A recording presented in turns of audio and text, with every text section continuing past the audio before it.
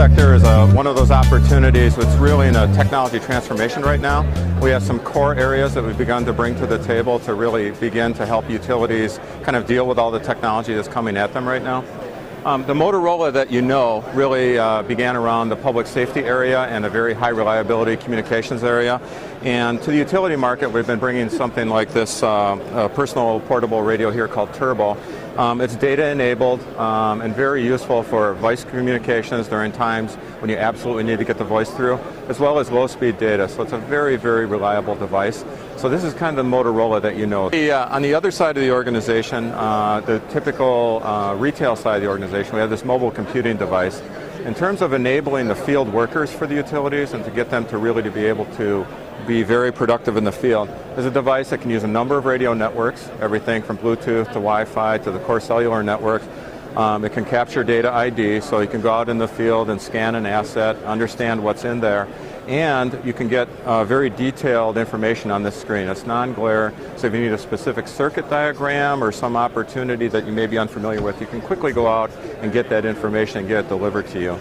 So those are a couple of our core product lines that are very specific to enabling the worker and also building up the customer service experience.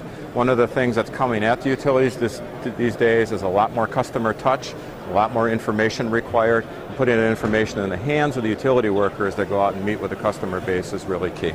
The spot where we really have a lot of expertise is everything from the core wired network to the edge, to the people that really need the information. If you think about the internet tsunami and all that information that needs to get to the edge of the network, we really are very good at getting that industrial-based and high reliability information into people's hands. Along with that, there's a control aspect and the smart grid capability that kind of comes naturally with that.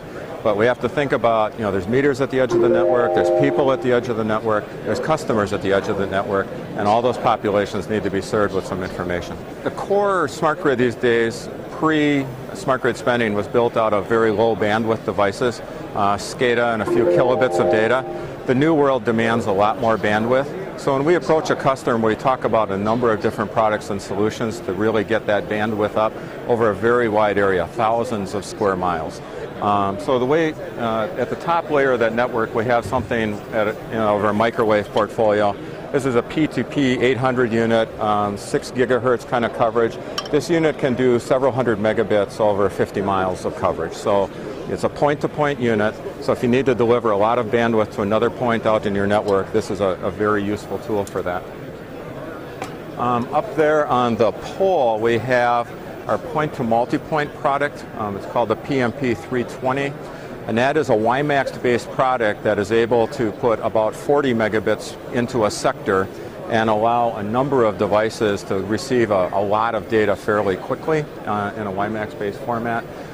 These two pieces of technology are very useful when you're trying to build out a wide area network. You can start at the edge of the wired network, extend your internet coverage, and then broaden it around the point-to-multipoint portfolio. We have a little demo going on with our partners at Oklahoma Gas and Electric. We were able to build out a very nice multi-layer solution in cooperation with them.